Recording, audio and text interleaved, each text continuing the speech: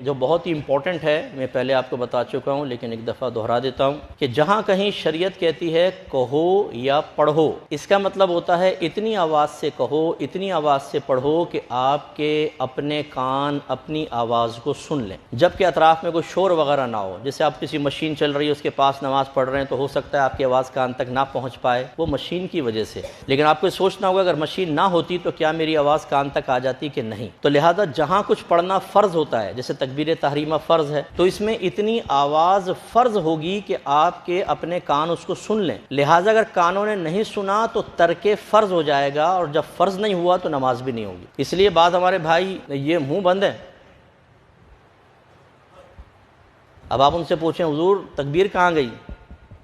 دل میں، یہ دل میں ہی رہے گی نماز، پھر وہ اوپر نہیں جائے گی۔ تو اتنی آواز سے تکبیر اللہ اکبر، اتنا کہ آپ کے اپنے کان سنیں، ٹھیک ہے۔ اسی طریقے سے التحیات پڑھنا واجب ہے، اس میں اتنی آواز واجب ہوگی کہ آپ کے کان سنیں، اگر نہیں سنیں گے آپ کا واجب ترک ہو جائے گا، نماز ہو جائے گی آپ کی لیکن یہ واجب العیادہ ہوگی، ایک تو آپ گناہ گار بھی ہوں گے اور آئندہ زندگی میں اس کو دوبارہ پڑھنا لازم ہوگا۔ تو لہٰذا تکبیر میں آواز فرض، ٹھیک ہے۔ پھر ہم ثنا پڑھتے ہیں، یہ سنت ہے، اعوذ باللہ آپ نے نہیں پڑھنا، بسم اللہ نہیں، وہ قرات امام صاحب کریں گے۔ پھر امام کے پیچھے کسی قسم کی قراءت نہیں ہوتی، یاد رکھیں، ٹھیک ہے۔ چاہے آپ 4 رکعت نماز پڑھ رہے ہوں، 2 میں امام جہر کرتے ہیں، 2 میں سری آہستہ پڑھ رہے ہوتے ہیں، اس میں آپ کو کچھ نہیں پڑھنا۔ امام کے پیچھے قراءت نہیں کرے گا مقتدی، اس کے لیے حرام ہے قراءت کرنا، آپ کو خاموش رہنا واجب ہوگا 4 رکعت میں، بس امام کی قراءت آپ کے لیے قراءت۔ یہ کوئی قاعدہ نہیں ہے کہ امام کی قراءت ہمیں سنائی نہیں دے رہی اس لیے ہم پڑھ سکتے ہیں تیسری چوتھی میں، نو۔ اس کے بعد آمین کہنا، یہ بھی سنت ہے۔ پھر تکبیرات انتقال جو ہوتے ہیں، اللہ اکبر، سمع اللہ لمن حمدہ، ربنا ولک الحمد، پھر سجدے کے لیے اللہ اکبر اللہ اکبر، یہ سب سنت۔ لہٰذا ان میں اتنی آواز سنت ہوگی کہ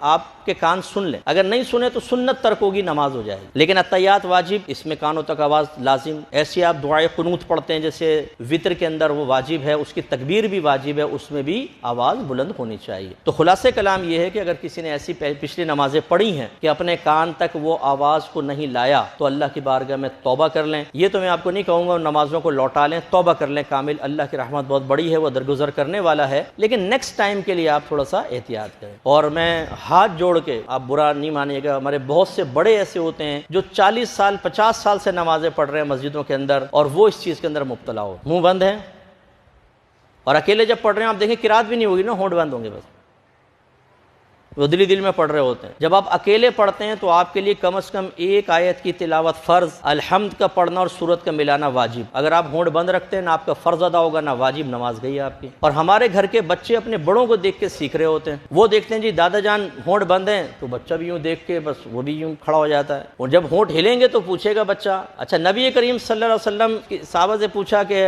نبی کریم صلی اللہ علیہ وسلم زور عصر میں قرات کرتے تھے، یعنی ہونٹوں سے کہا کرتے تھے، کہا آپ کو کیسے پتہ چلتا تھا؟ فرمایا آپ کی داڑھی ہلتے ہوئے دیکھتے تھے، اتنی یعنی سرکار قرات کرتے داڑھی ہلتی تھی، جیسے ہم بولیں تو داڑھی ہلے گی نا۔ اس سے بھی پتہ چلا کہ صحابہ نماز پڑھ رہے ہیں، اللہ کی توجہ کدھر ہے،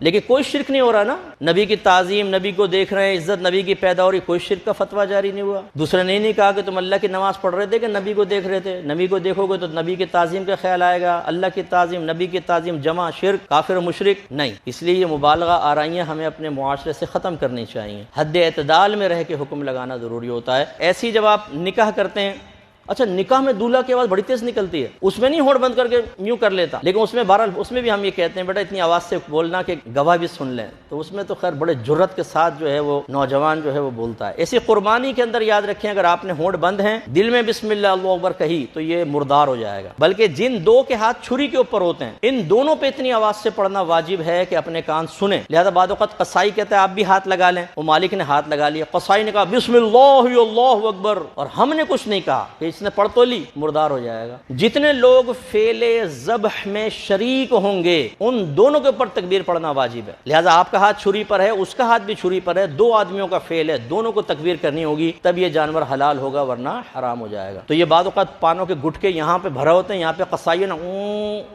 بولے نہیں، پھر بولو اللہ اکبر، یوں نہیں چلے گا بابا، سمجھ آ گئی؟ چلے اللہ عمل کی توفیق عطا فرمائے۔